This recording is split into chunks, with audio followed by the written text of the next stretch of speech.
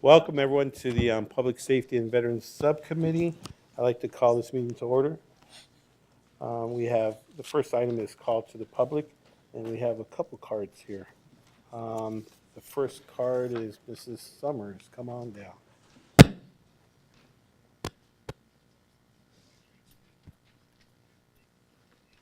Good morning.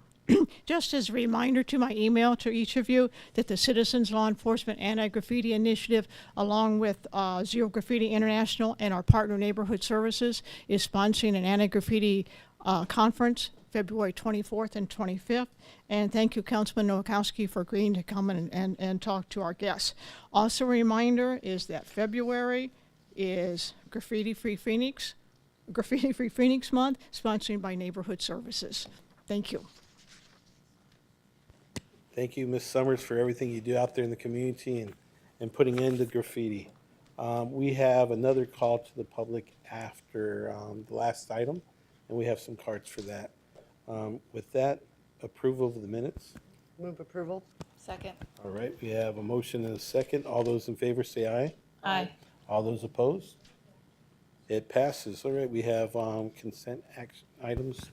Mr. Chair, Yes, ma'am. I had to ask the question, if we're going to be approving all of these for task force, and we're sending all of the task force that are currently there out of patrol, who's left to be a part of a task force? And I got a response back saying, one sergeant is left behind who will serve on all task force. I just want to make sure that was on the record, because I hope they never have two task force going at the same time. So, members of the subcommittee, Mr. Chair, Councilwoman Williams, so it is true that we did leave and do leave a sergeant in place to maintain relationships, but we also have officers and detectives who are also part of that dynamic as well. So when it comes to task forces, we were very calculated and very careful to make sure that we didn't diminish the value of the relationships that we have with our federal, state, county partners. That was my concern. I wanted to make sure that we were actually providing some bodies if we're going to be engaged in some of these activities. Okay, I would move approval of the consent items. Second. All righty, we have a motion and a second on consent items 2 through 4. All those in favor say aye. Aye. All those opposed? Item passes right on time. Now we're on item number 5, Central Avenue Car Show.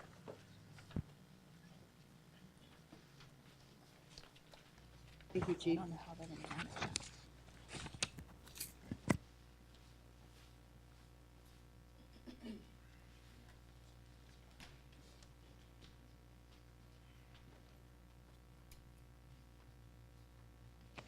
Good morning, Mr. Chairman, members of the council. We're just going to give a quick presentation about a cruising, or actually about a car show that takes place at Park Central Mall twice a year. So Commander Paula Beach is with me. It's in her precinct.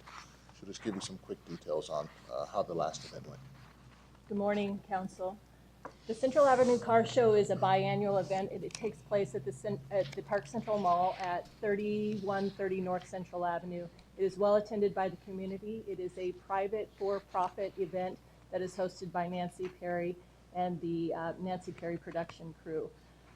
The last event held in April of 2016 led to some issues related to noise, traffic congestion, smoke in the area, and damage to city property. If I could have the next slide, please. Right there.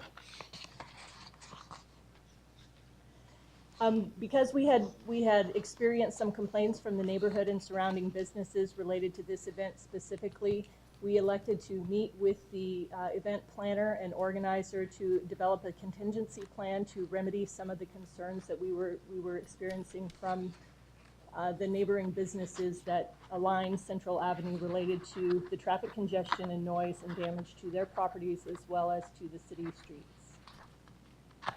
And this video will show you just a little bit of some of what the surrounding businesses and neighborhoods experienced from the car show with.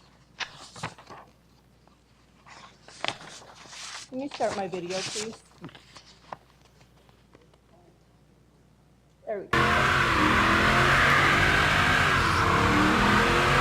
From the October or from the April event.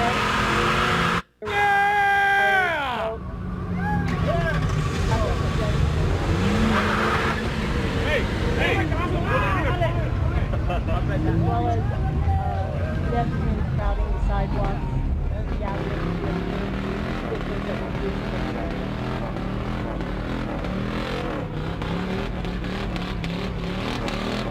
Damage cost the city of Tulsa approximately $20,000. The vehicles run across the light rail platform and light rail.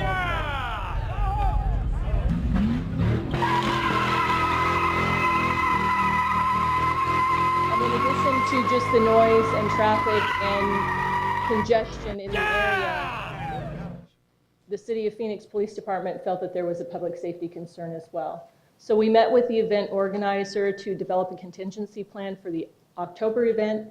We made agreements with her verbally to increase the off-duty police personnel for security, both inside and outside of the event, as well as asking her to contribute to barricades so that if we needed to shut down the roadway for safety purposes, we could do so. And we asked her also to work with the neighboring businesses in terms of security for their properties so that pedestrians were not gathering in their parking lots to watch the cruising events and prohibiting access to the local businesses who were attempting to continue to serve the public.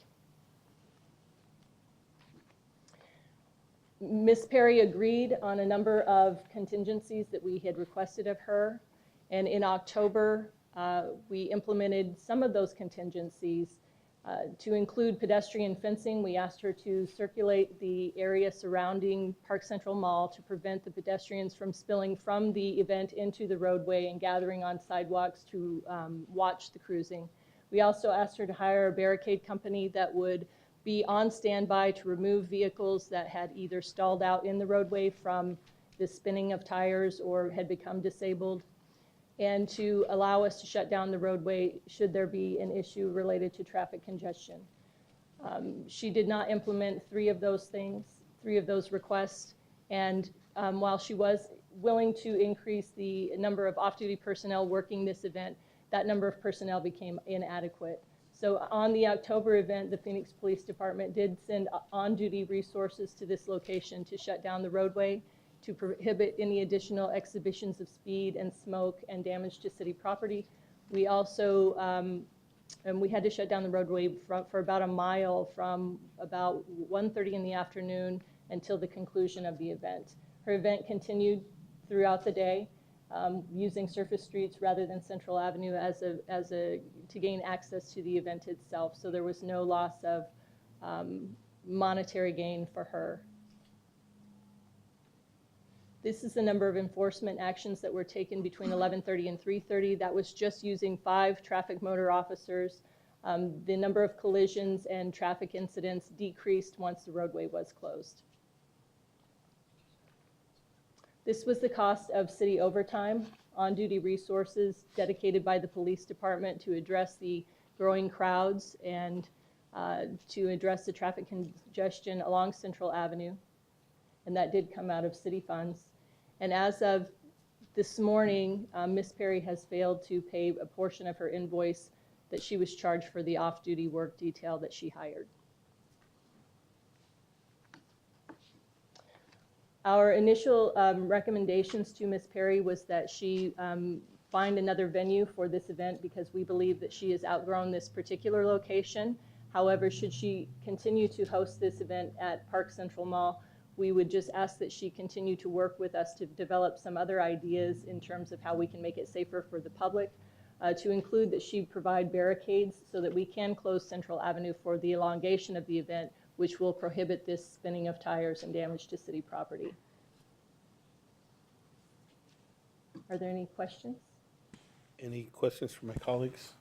I have lots of questions. First of all, when I wanted Cruise on Central, I was specifically talking about our policy Cruising on Central, not one particular event. I want to know what the policy is to Cruise on Central. There not only is this event, but there are other events that people park their cars, I don't know what you call it, but they're older cars, they cruise down Central, they go and they park at Park Central, they park at different areas. There's a whole different I guess, car show atmosphere on Central. So I would like to know what the policy is on Central, first of all. Second of all,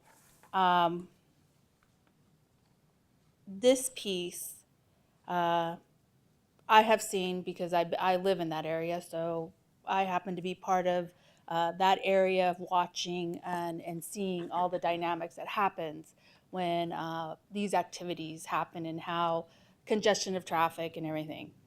I think personally we need to work with Mrs. Perry and figure out burnouts are unacceptable. Damaging the streets unacceptable.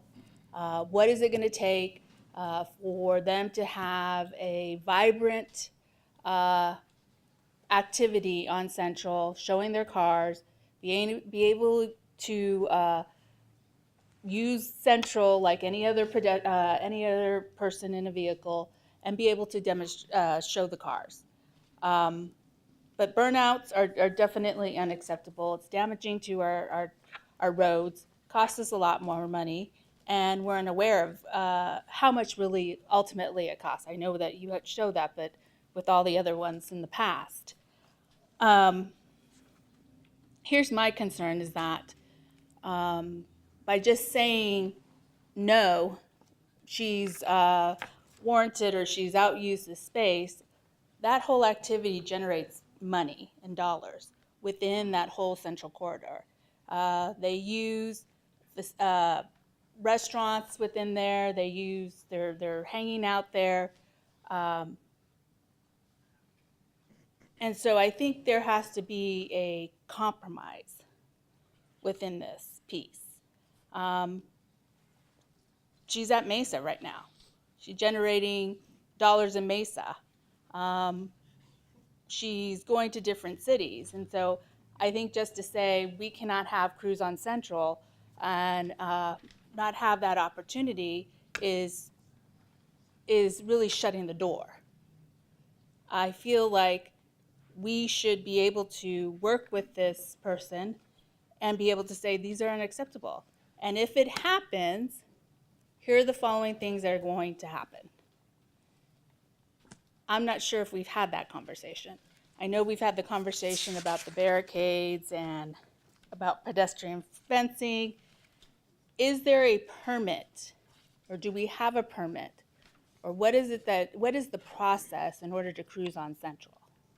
So, Mr. Chairman and members of the board, this was a private event held on private property, so there was not a permit that was required. And if you wanted to close down a city street, for instance, you would have to get a permit from the city of Phoenix. I will tell you that we did work with the event coordinator prior to this event, as we do every time they have the event, to make sure that we maintain public safety and access to businesses. And more importantly, or just as important, there's a hospital that's just down the road from there. We have to make sure we maintain access for that hospital. You know, I can't comment on whether it brings in dollars or prohibits dollars from being made. I can only tell you that we have numerous concerns that are expressed to us from the business owners up and down Central about how it affects their business when their cruising is actually taking place. And just from a historical perspective, I worked that precinct the first half of my career, and then I also worked South Phoenix when we had cruising in South Phoenix also. And although you have a cruising event or cars that come to cruise, you cannot control the people that come to the event. And so no matter how the event starts off and how it ends is what impacts the neighborhood and the businesses that are surrounding it. We have not told her she cannot have the event. We just have met with her and asked her to help work with us so we can make the event safe. I think when we watched the video and you saw the vehicles that are burning out and spinning their tires on the city road, those are tires that are spinning in excess of 100 miles an hour with pedestrians 3 feet away. I mean, it's a recipe for the city for disaster. So our job is just to maintain the public safety, to meet and coordinate the event with her, regardless if she has it at our location or any other location within the city of Phoenix, but to maintain the public safety and make sure everyone is obeying the laws and acting responsibly. On this occasion, as the occasion prior to that, it did not happen. So we've met with her and we've met with the businesses prior to the event to make sure that we can to try and make the event as safe as possible. So what I am saying is that, as always, public safety is the number one issue for any of one of us.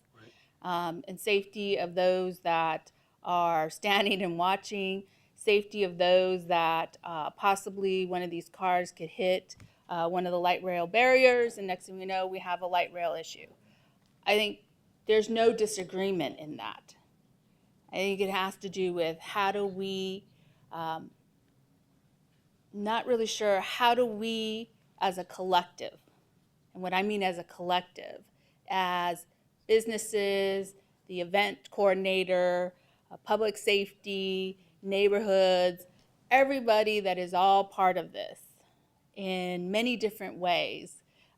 Even if you're living on Central and Thomas, you're still become part of it because you're trying to move in and out of your house. The hospital, safety of the hospital, and making sure that people can move in and out and get to where they need to get to. But as a collective, how do we make this event safe? And if burnouts start to happen, we need officers, which I understand there were officers that didn't act, not particularly on this event, but other events. And we need officers then to come in, like Ms. Veach did, to say, we're shutting it down. We're shutting it down. This is unacceptable. We're shutting the event down. And send the message, which we have. And I think we need to talk to Mrs. Perry in the sense of, we were supposed to have a meeting with her yesterday, but she was injured. And to be able to say, okay, how do we work this? How do we make this so that it's safe, so that you're part of Phoenix, and we have all of those cruise aficionados, vehicle aficionados there, and we can all enjoy this activity. I know you've been working hard at it, but I am like taken back by this because I wasn't able to, I was just asking Cruise on Central only because there's other shows. They're the old classics that come out. And I see it because Osborne and Thomas, all of a sudden everybody in the Walgreens area is parking and then they're lining up. And I'm like, oh, there must be a cruising show coming, or the cars are all parked. And so it happens all up from Camelback all the way down to, I want to say, Thomas. It may go all the way to McDowell, but it kind of gets shaky, a little less cars being able to park. But mainly, they park in Park Central. And and to Mr. Chairman and members of the council, we are always, willing to work with Ms. Perry and whoever wants to have those events, if they're private property events, to make sure that they're handled safely. Our biggest thing is to making sure that we have enough officers there to control the situation if it does not go as planned, and we did in this occasion. It did come with a price tag, but we did have people there to make sure that we maintained the public safety. And we ended up having to shut down the road, unfortunately, because there was just a large number of cars doing unsafe practices. Assistant Chief, I think that the question is, do we as a city of Phoenix have a policy about cruising? I know we're talking about an event, but I think that South Phoenix on Central Avenue is becoming more popular about cruising. I know that Commander Sean in the Maryville Estrella Mountain precinct has had that also in the west side, that we have cruising, and then people all of a sudden take over a parking lot of a grocery store and without knowledge of the owners of that facility. So do we as a city of Phoenix have some type of a cruising ordinance law on any city street? And I think that's what the briefing was about. And also this incident happened, and I know that we got calls from neighbors that were concerned about the safety of their neighborhoods. And so I think we got sidetracked on just this event. And we do have a cruising ordinance, and for instance, if you remember, we're from Phoenix, so in Metro Center, we had a time where people were cruising Metro Center. We posted it with signs: if your vehicle passes this point more than twice in an hour, we were gonna cite you. We did the same thing on Central Avenue and South Central Avenue to try and control the issue and bring back a sense of calm to the people that live there in the neighborhood. So yes, we do. What we saw in the video, is that authorized or part of the car show, or is this just bad behavior on participants? And Mr. Chairman and members of the subcommittee, that is our point, is you can have an event, but you can't control who shows up. And that event is the Cruise on Central event, which is at Park Central Mall. The cruising was just a symptom. It was like a sneeze to a cold. Those are the folks that showed up and cruised on Central in conjunction with the car event. So that's not a part of the official event. I would say that's not cruising. That is not cruising, no, that's not. And, It's you know, very unsafe. this goes behavior. back forever. I remember a call at my house at 1 o'clock in the morning, and my husband took the call and turned around and said, "You know where your daughter is? Your daughter's at the precinct. She was cruising on Central." Why don't you stop them? I mean, give out tickets for, if they're, I mean, that's dangerous. And give them some type of a ticket for endangering the public. And this, for this event, we had motorists there and we did give out citations. Unfortunately, we still had 3 accidents as a result, but we did issue citations.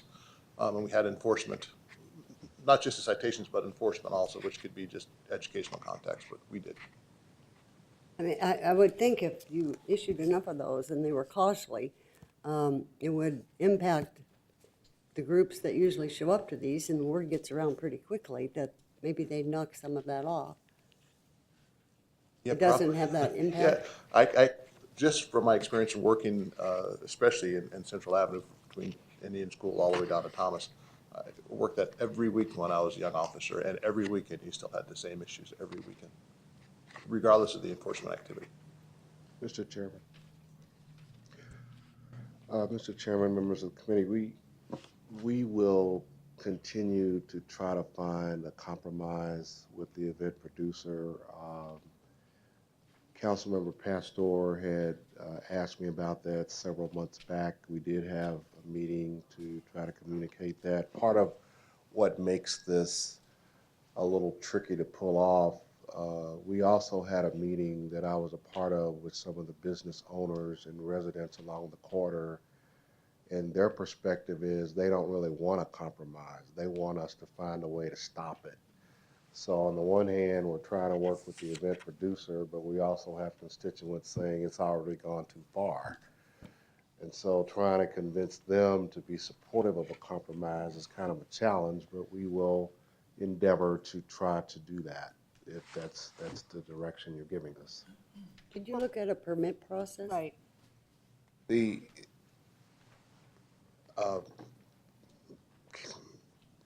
members of the committee, part of the issue is when it's just cars on a city street, it's not permittable. Anybody can be on a city street. It's these, as the assistant chief was talking about, these ancillary activities just are spontaneous. So they just spin up. And then you either have personnel on site to respond, or you have to call more personnel to the scene to respond. And so that's sort of a catch-22 we're in. But we hear what we're being asked to do, and we will endeavor to get that done. I have a couple cards. Can we maybe listen to the, Ms. Dietrich, if you want to come on up and just right over here to the microphone. Margaret Dietrich, 17 West Vernon, and we're with the Midtown Neighborhood Association and right in the middle of this. Now, Nancy Perry has had this for a long time, and our neighborhood association actually participated for several years. We had a parking lot across the street, so we were right in the middle of it. One time about 5 years ago, there were a lot of problems, and Nancy wasn't having it, and she got it fixed, and the next time they weren't. The problem we've got along there with the businesses is people are not shopping in the businesses. They bring their picnic lunch and leave all the litter. Nancy provides all kinds of food vendors that are really kind of cool and hip and trendy relative to Cruise on Central. And so they quite often will eat at the Park Central lot if they're in that area. And especially the strip mall at the southeast corner of Thomas and Central, they come in there, they spend the whole day there, they do not shop in those restaurants, and the businesses have been closing every time it happens for years because their own customers cannot get in there. So it's been a huge problem. In this case, the street was barricaded at Virginia, and so an awful lot of, like I live at Tapestry and these folks live at Phoenix Towers, so none of us were impacted in the same way as we have been in the past. But Nancy runs a really nice event, But it's the hooligans that have decided to piggyback on this thing for the last 2 times. You could see the mess on the street, the rubber on the street for 2 months after the event. Anybody could know what happened along there. You go by on Sunday morning and you can smell it. So it's not Nancy's event, it's just her event is drawing other people that are not part of her event. And that's what's become the problem. I think that's all. Thanks. Thank you so much. And we have Mrs. Wright.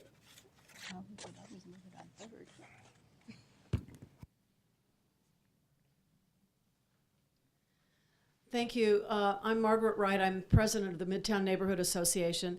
And Margaret Dietrich has pretty much said our position, but to just reiterate, as a neighborhood association, we are not opposed to the car show as such. We, as Margaret said, we have participated in the past. We think it's a great event, and Councilwoman Pastor has tried to separate the two, and I think that's important, but it's not the whole story, because it's because of the car show that these ancillary activities have taken place. And we support the businesses in the area, the residences. There's probably no one who was not affected by this in April. In October, it was a little less because the police enforcement actions were effective to a point. But I participated in several meetings with the police department and with the City of Phoenix, in which some of the enforcement and preventative activities have been discussed, and it all sounds like a great plan, but when the time comes to actually enforce it, some of these things may not be as effective as they sound on paper. So I just wanted to put our position on the record that we are not in favor of the kind of, but I don't know how we could be in favor of the kind of event that happened, the damage, the disruption to business, the disruption to residences. But we would support the police department in anything that they want to try to do. Councilmember Pastor, thank you so much, Mrs. Wright. So when these activities happen, and say whatever event it is, because it just happens to be this event, but any of these events, do we charge that person that is hosting the event for the damage? So, Mr. Chairman and members of the subcommittee, first of all, they did hire off-duty officers to help them coordinate and work the event. As far as the damage to the street, I don't believe we did charge the event coordinator for that, because their event is actually on private property at Park Central Mall. And one of the questions you had asked is if there was a permit that was required. It was a private property event. There was not a liquor that was served. It was not on a public street. So that relationship is between the coordinator and the private property owner. In this instance, was Park Central Mall. So then the answer is no. No. Okay. You know, Maybe we look at that. I'd like to make a suggestion is that I know that we have a state senator, Catherine Miranda, that's having a group of people that is trying to bring back cruising down Central. We have other groups on the west side of town. I think we need to really regroup as a city and educate individuals what our ordinance are, if there's a law out there about cruising, and if there isn't, then maybe we should revisit that. I know that when I was a child, I used to cruise Central Avenue, and it was the thing to do, and it looks like it's coming back into style again. So it's not just on Central Avenue, we're talking about other parts of our city, and now the whole component of drag racing and the burnouts and all that is a whole new thing to my generation. I never heard about that. It was just about showing off your cars. So I think we need to really regroup and come up with some type of suggestions. And when it comes to private events, that's something separate than what we're talking about cruising ordinance in the city of Phoenix. Any other suggestions from my colleagues? Or? I just think that we have to work strongly as a collective. And if that means we work very closely with the event coordinator, also along with the owners of business owners along that corridor, of possibly saying, okay, if you come eat at my establishment, we'll give, I don't know, 5%, 10%, or you make a specialty plate just for them. I don't know, but we have to come up with a win-win situation. And for those hooligans that are doing the burnouts and causing the damage, we have to send a message to them also and be able to get a hold of them and cite them and stop the bad behavior. I just feel like I feel like I'm in school right now with a group of kids that are just causing the bad behavior, and the rest will pay the penalty for it. And I do think that it's if it's just cruising, I don't see it damaging. It's highlighting our Central Avenue, and it's not damaging anything around us if it's just cruising. But when it becomes a public safety issue, then it hurts us. And so we have to figure out, I see this as a bigger dynamic, and we will collectively figure it out and see if it works. And maybe it won't work. And then maybe that's when we'll just say we're shutting it down, period. There's no more events. I mean, we just got to get to that happy medium, and if not, then we're able to do that. So thank you for the report. Thank you for being patient in all of this, and we all know we need to enforce our laws. So thank you. Thank you. Thank you. So we're on item number 6. We're talking about the MAGS domestic violence protocol model.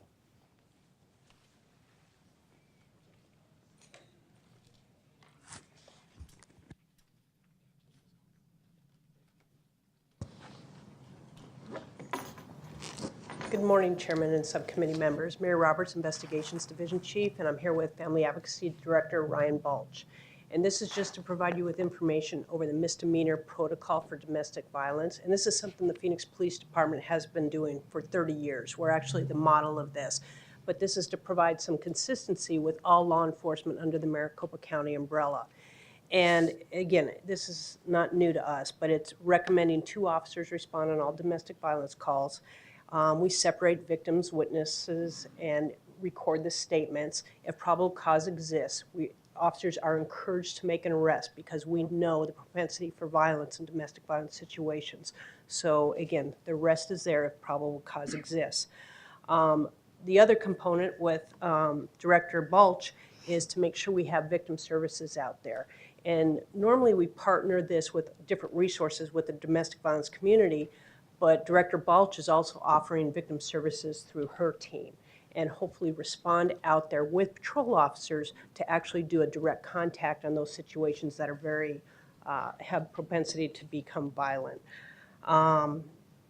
And also, of course, with victims' rights, orders of protections, and everything else. And that's a partnership between both police and victim services because sometimes victims are very reluctant to follow through with this.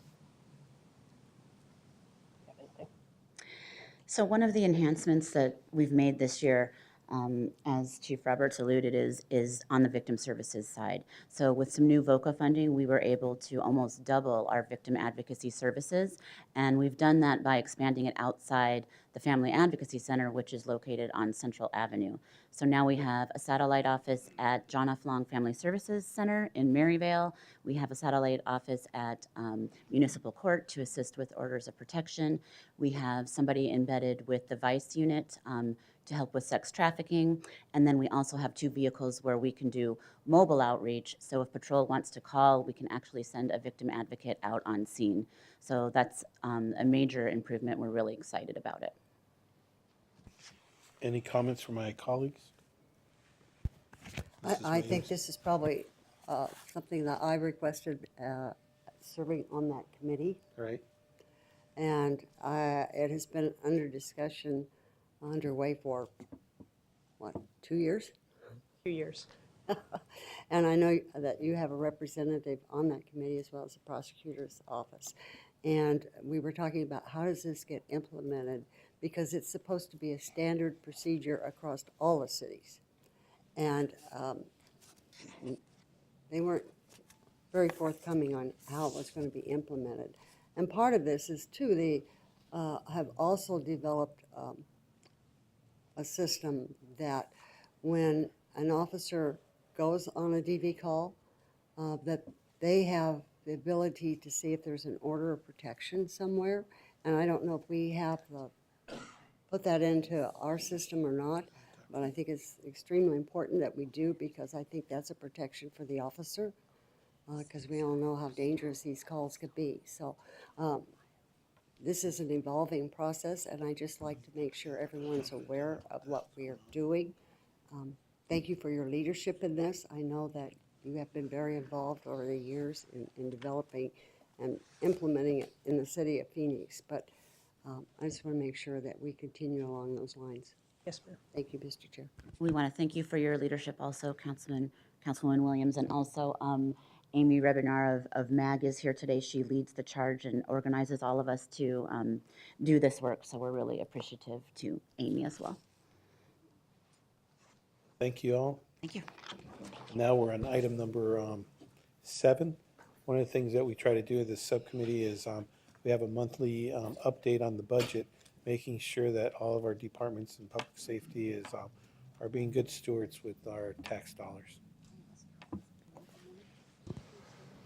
Mr. Chairman, at the last meeting, there were some questions that came up that sort of transcend particular departments. So we asked the budget director, Mr. Martin, to come this morning to address that. You brought in the big guns, huh? Chairman Nowakowski, members of the subcommittee, I believe at the last meeting there were some questions about the disparity or discrepancy between pension costs this year and salary costs this year and last year. Part of that reason, as we discussed in great detail yesterday, are the cost of our pension. They are going up, the rates are going up, so that explains the pension increase. As far as the salary portion of the variance, that's really a technical issue. In prior years, payouts for sick and vacation at retirement, they all fell into the salary accounting line item. This year, me being the new guy and having an audit background, I like clarity. So we actually broke those things out of salaries. And so those now fall into a discrete line item all into themselves, and they're no longer in salaries. And so that also explains some of the variance that you see in the salary. Any questions? All righty. Thank you, sir. No problem. Just don't go too far, Jeff. Good morning, Mr. Chair, and members of the subcommittee. Jill Sly with the Police Department, and I'm here today to give you a budget update through the end of November. And through the end of November, we are currently on budget. And the differences between November of this year compared to last year is due to we've had an increase in our salary amount, in our pension cost. We actually had a jail bill that paid in November of this year, and we paid the Humane Society. Our top 10 expenditures continue to be mostly personal service type items. The difference in our overtime is due to minimum staffing, some additional protests that we've had, the serial shooter investigations, and we've had an increase in our civilian overtime due to vacancies and the workload. And then our revenues, our grants revenues is up a little bit from last fiscal year, and that is due to we're able to charge out now for the 2015 hiring grant. Our special events and our SROs, staff have been able to get contracts signed with school districts sooner than we have in the past, and we usually don't bill until we have signed contracts. And then our vehicle impound revenue is down a little bit due to the cost of scrap metal. And I believe that is it. So do you have any questions? Councilmember Pastor? I do. Can you go back to, I don't know, page 2? No. I think it's the where it has overtime. Salaries and all that. Oh, that one. Mm-hmm. So in overtime, we are paying for, I know you just said it, but Minimum staffing. We had an increase in minimum staffing. We actually had that one protest in July. That one is is one of the reasons why our overtime is up, and then the serial shooting investigations. And then we've had an increase in our civilian overtime due to our vacancies. So, it's probably more of a, or a curtain pop. In our overtime, when we're gonna have is it the Final Four, the Final Four? Final four. Yeah. What happens then with our officers? Do they, because we have to shift when we have these big events, and then will we see a spike in our overtime? Well, Mr. Chairman, members of the subcommittee, our intention is to not do that. As you're aware, when we talk about the larger issues regarding the budget, we are redeploying resources to where we believe there is a greatest need within the patrol division. And also, as part of our planning, and as a city, we have extensive experience with robust planning for special events. We're able, to the extent that we can, utilize on-duty resources. So there's been a planning team led by Chief Martin that has been working on this Final Four planning for quite some time, that will be able to utilize existing on-duty resources largely, so there'll be limited use of overtime when it comes to providing safety in the downtown footprint. And just a follow-up question on, Mr. Mahoney, I thought we allocated some extra funding for safety and our police officers for the Final Four. Is that correct? Okay. I don't even know how to say this. I am concerned in the sense of there are areas with the remapping or more men on patrol, more police officers on patrol, that after looking at the list of those areas where we're shifting more police officers on patrol and other areas where they're going to be limited police officers in those areas, I'm worried about how that's going to have a domino effect. And my understanding is in some areas, we will be placing civilians in those areas. And so what I had heard is civilian overtime is up. So I'm now thinking, okay, so we shifted, but now will there be more civilian overtime for some of those areas that we're covering? So, Mr. Chairman and Councilman That all makes Pastor, sense. no, it does. Let me address that. As we look organizationally, the first part of what we're trying to do is shift our resources to where there is the greatest need, as I just said. Second part of that is looking at functions within the police department that perhaps could be better served by civilian personnel as opposed to sworn. So as you look at it as a layered approach, specifically with regard to the Final Four, you're not going to see an impact. But going forward, where there are opportunities to utilize civilian personnel, that'll free up our sworn officers to do other duties, first responder call-taking functions, investigative functions, et cetera. But right now, you're not going to see this further strain on our civilian personnel. It's just looking down the road. Okay, thank you. Mr. Chairman, if I could add, part of what our challenge is an expansion of the footprint in addition to layering on additional activities. So for example, in the past when we did the Super Bowl, we had activities in Convention Center, and sort of the core of the socialization was Block 23. Well, now that Block 23 is offline because of the coming grocery store, we're having to expand up to the park because that's where the socialization will be. Well, then the same weekend that the Final Four is here, there's an NBA game and there's a baseball game. So we're going to be spread over a larger footprint with high density of people, which will call for a true all-hands-on-deck kind of approach. But it's part of our business model. We're confident we can manage it, and we do feel good about our ability to pull it off. And I believe that, Assistant Chief, you all are looking at different ways of saving money. So for our next budget, all those new ideas will be coming up in a whole new budget. So hopefully next year we won't see an increase of overtime with the new plan that you all have. Well, It is our intent, Mr. Chairman. and we'll have more officers, right? It is our intent as well. Okay. Mrs. Williams? If you're going to have a switch to civilians in some of these positions, I know we've authorized hiring officers. Are you also hiring additional civilians? Is this a permanent placement in the department? I'm not quite understanding how you're, I didn't think you had that many civilians to begin with, I guess is my problem, and to have them assume additional duties. I understand there should be some overtime, but I also think you should probably be hiring some additional personnel. So Chairman Nowakowski and Councilman Williams, you're absolutely correct.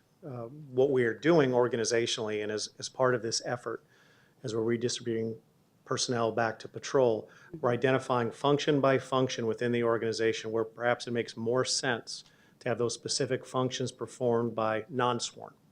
So those positions don't exist right now. So we're working with Mr. Dahoney and Mr. Barton to see where there are opportunities perhaps to civilianize so that the limited resources that we have in patrol can be, and throughout the department, investigations and elsewhere, can be best utilized. But that's a long-term approach, which we believe if we apply it appropriately, will increase our customer service, will lower our bottom line, will help us organizationally be that much more effective. I think you're very wise in doing that. So maybe in the future, we can have a future agenda item where you, after you've come up with the plan, to explain it to us. Yeah. Gladly. Next is our fire. Good morning, Chairman Nowakowski and members of the subcommittee. I'm Ken Lake. I'll be presenting for the fire department's budget. And at 41% of the year, we're at about 40.1% spent. So our target range as we head towards the end of the budget cycle looks like we're on target, just slightly below. And when looking at the expenditures over the months, again, you can see the variance goes up and down, and it's really dependent on what's purchased in that monthly cycle. When we get to the next page, you'll see the reason why we're up slightly in November has to do with mostly motor vehicles purchases. So as we get to our top 10 expenditures, much like police, they're personnel services driven, with the exception of motor vehicles, and I mentioned that. You see a line item there where we spent a couple $1 million. Those are for emergency response vehicles, ladders and engines. Other than that, primarily we're pretty much straight across the board. Our constant manning portion is down from last year. We certainly attribute that to hiring more firefighters in the field, and it's made a difference there. And then as we move on to revenues, our ambulance transports are our main revenues. We're slightly down, but when we look at the 12-month cycle or projection, we're going to be right on target. A lot of this is the ebb and flow of the seasons and times of the year, but we expect we'll be right at where revenue projections should be.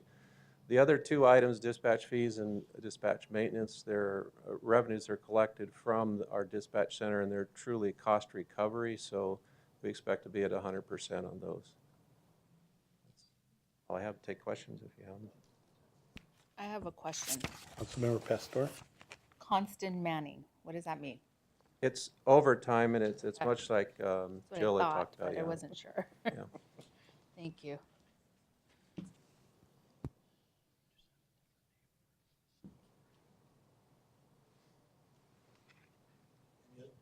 Any other questions? Thank you. Now we're at the courts. Good morning, Mr. Chair, members of the subcommittee. It's my pleasure today to introduce you to the court's new executive officer. And I know he's not a new face to you. Mr. Will Gonzalez to my left here has been doing great work, as you well know, with his work in the prosecutor's office for many years. I have successfully stolen him away to help us helm the court in some of the new directions that we've taken in the last couple of years, and some of the new directions that we know we want to go from here. I think the prosecutor's office may never forgive me, but I think we'll be very well served. And so I wanted you to be familiar with his face in this role as we go forward, because I will be asking Mr. Gonzalez to represent the court in budget updates to the subcommittee as we go forward. With regard to what we have in front of us, very close to what the other public safety departments have. We're at about 39.29% of roughly a $28 million budget for the year. And as we head to the next page, that'll show you that we are year to date and year over year about 0.7% above budget. So as you can see, as you look back through the various months of this fiscal year, that fluctuates quite a bit. But we are essentially dead on target for where we expected to be. The next page, much like the other departments again, we have personnel costs that make up virtually the entire top 10. And that continues the trend that we've all seen. Last page with regard to revenues, you can see that once again, down year over year as they continue to be. We continue exactly on the trend that we're currently in, that we've seen now for a while. So absolutely nothing here that was unexpected for any of us as we go forward. And with that, I'm open for any questions. Well, thank you so much. Any questions from my colleagues?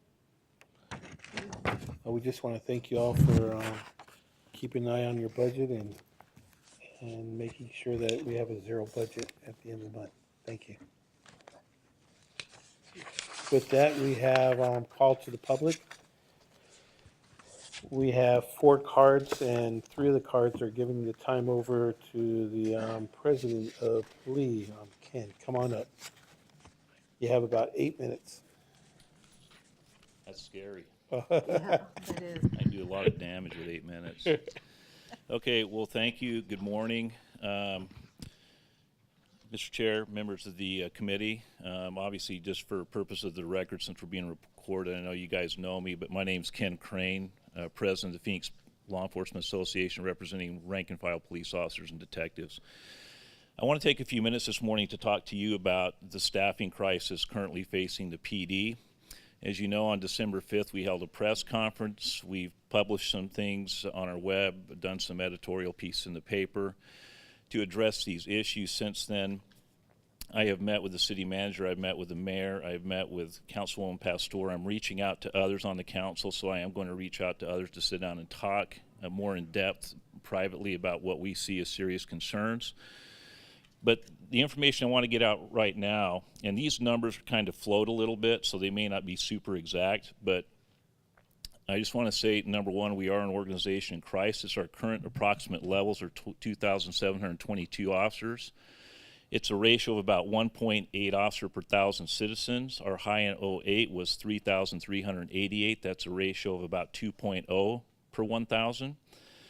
And our stated goal is to get back to 3125. Key point, that's 263 fewer that we had in 08. But what's happened to the city since 08? I think we've grown a little bit. That's about 1.9 per 1,000 on our ratio if we get to that number. I talked to the city manager. I asked him how they came up with this magic number. What I was told is, well, that's what we can afford. That's concerning to me because it's not what we need. We're going off of what we can afford, and that's the wrong way to do business. So we need to figure out what we need to achieve good, solid public safety and security in the city of Phoenix. Number one, to keep our cops safe, and number two, to keep our citizens safe. The IACP has a report published. It's dated. It goes back to 03, but I couldn't find anything more recent. Average staffing for populations of cities with 250,000 or more, 250,000 or more, the average staffing was 2.5 per 1,000 citizens. With Phoenix's population, that equates to 4,250 cops. Okay, now that's an average. That's an average. That means some cities are staffing higher than this, 3 and 4 per 1,000. So 2.5 is a reasonable number. So in reality, based on our target staffing of 3,125, we would need to hire an additional 1,125 over that to just get to 2.5, or the national average. So what that's left us with right now in the PD is what I like to use the term, we're going through organizational triage, all right? It's like a MASH unit. So we're robbing Peter to pay Paul. We've had to strip 153 detectives out of very needed details and 13 sergeants. It was supposed to be more than that, but that's what we got. They're going back to patrol. Now we're leaving our detective detail shorthanded and understaffed. A couple of points, I think, drive the point home. At our high on our personnel, we had about 140 traffic motorcycle cops out on the street. Right now, I'm going to be generous with you. We got 40. And the city can't figure out why ticket revenues are down. Okay? At our high, we had almost 60 property crimes detectives spread between North and South Zone. We got about 30 right now. Okay, what does that do to your case management and caseload and service to the citizens and victims that need case follow-up? You can't keep all the balls in the air. Our detectives have called me with concerns from a variety of details. There will be major case management issues in our detective details. It could result in major backlogs, citizens not getting served properly. We had the elimination of the FADE detail, Fugitive Apprehension Detail, 20 detectives. And I saw we had on the agenda here talking about a contract with the U.S. Marshals to contract with them to go out and pick up our fugitives. So we eliminated a 20-man detail. We're not saving money. We're still paying those cops. We didn't fire them. We just got rid of the detail, but now we're going to contract outside or talk about contracting outside to pay some other outside entity money to go do that job. And they're not going to do it as good as our guys do, not because they're inept or incompetent, but because they have their own work to do. Our guys could do that full time. So these are some of the problems and issues. So what are the solutions? Okay, because I get it. I know it's easy to sit up here and throw stones. That's the easy part. But coming up with realistic, viable solutions is the challenge. And we're always willing to come to the table, sit down and partner to help come up with solutions. So the first thing we need to do is we need to double down on our recruiting and hiring efforts. That's not going on, and it's not going on because the city's not letting it happen, okay? Any problem can be solved with the application of enough money. We all know that, okay? So the city is throttling hiring. They're the ones that control that. They control the budget and the purse strings. So we need to really start aggressively recruiting out of state. The problem, from what I've been told from our folks that work employment services, is us and 20 other agencies are fishing out of the same lake here. Okay, you show up at a fair and you're competing with DPS, MCSO, Scottsdale, Tempe, Mesa, Avondale, Goodyear, you name it, they're all there. And a lot of these are given like $5,000 signing bonuses. I haven't confirmed. I heard one city in the West Valley is if you go hire for them, they'll give you $20,000 credit toward buying a home over there. That's smart money because if they buy, you're going to increase your tax base. You're going to have that guy for 20, 30 years over there. We may not be able to afford to do that, but the fix is we got to unleash the hounds and turn these guys loose to go out of state to go recruit. We got Fort Hood, Texas, one of the largest military installations in Texas, 2 divisions there. There's a steady stream of people leaving.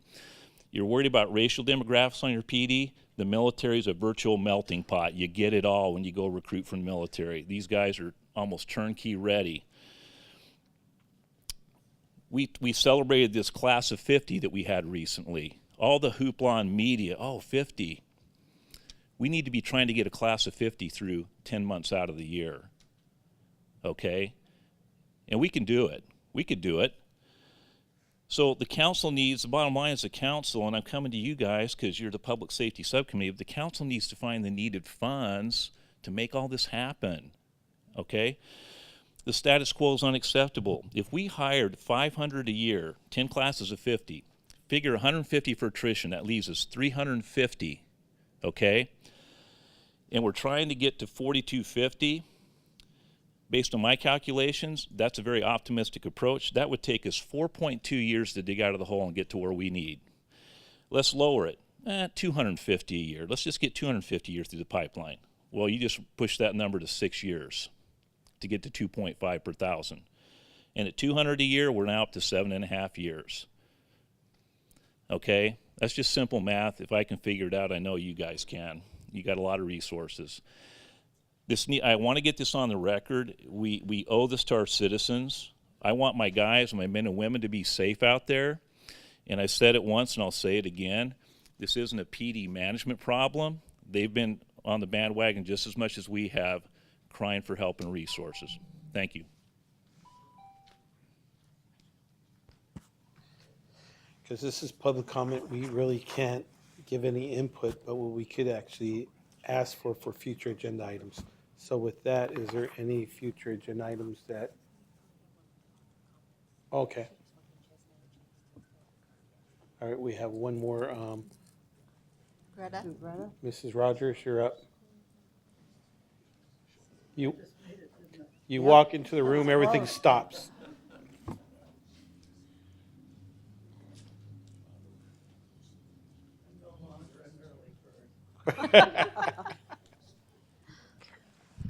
Morning, everyone. Good morning. I spoke briefly yesterday at council on this subject, which is very important to me and important to many, many citizens in this city.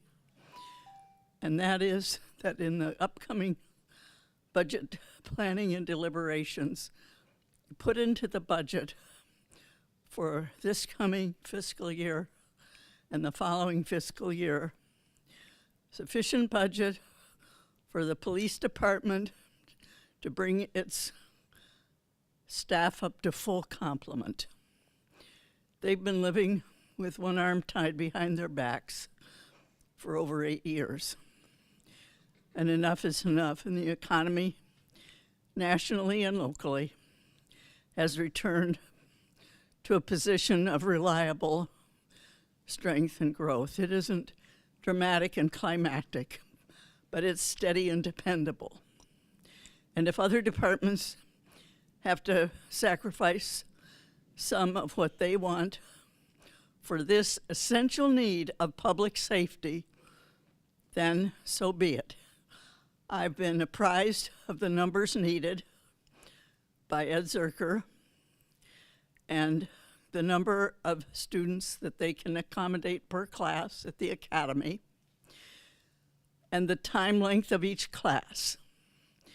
And mathematically, it works out without a great deal of stress upon those responsible for educating, training the new recruits. So I ask you as representatives of all the citizens of this city to do your due diligence and your obligations as representatives of the city of Phoenix and put this in the budget for PPD. I also inquired about PFD and was told by the city manager that they're operating at full complement or very close thereto and are not having trouble recruiting new members as needed and training them. So please put this on your to-do list and not the maybe list. Thank you very much. Thank you, Mrs. Rogers. Any other comments? I do have a question about item 3. And so I don't know how that operates. Because the way I'm reading item 3, are we getting reimbursed? And it says cost to the city is in-kind resources only. The Marshal And Services. we just requested to, initial agreement will reimburse up to $17,500 per officer per year. So is the U.S. Marshal reimbursing us? Okay, that's what I wanted to know. I was like, okay. Yes, Councilman Nowakowski and members of the subcommittee, this is an agreement that we usually enter into at least once a year, and it is a reimbursable basis. This is for us working with them on investigations and them reimbursing us for our participation in those investigations. So how come, if we're getting reimbursed, then why are we, we'll accept additional funds? Is that what we're? Yes, so what I try to do to avoid having to come back every time the dollar amount might increase. So the current contract states that they will reimburse us for $17,500 per officer per year. Okay.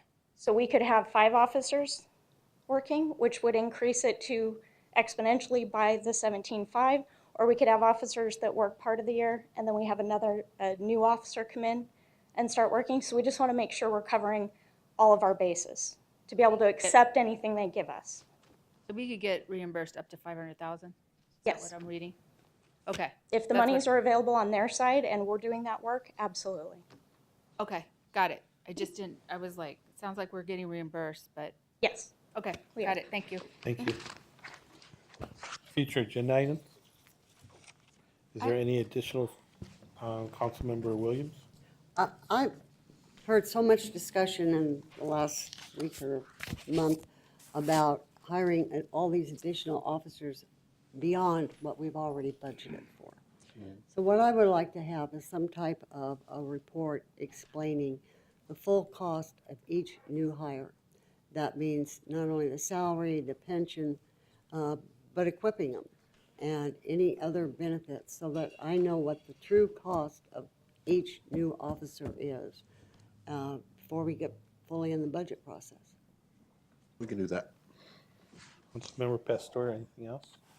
I would like, I've been out in the, well, we all been out in the community, but in particular with a lot of my multifamily crime-free areas and my block watches, and I'm getting questioned about all the different, I guess, positions that now have, or officers that were in those positions that now have been eliminated.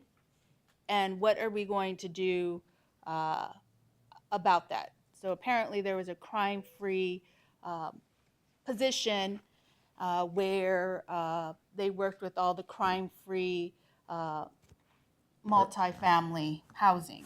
And now they're asking, what are we going to do? The other one was overseeing the school program. There was a coordinator, and now there's not a coordinator.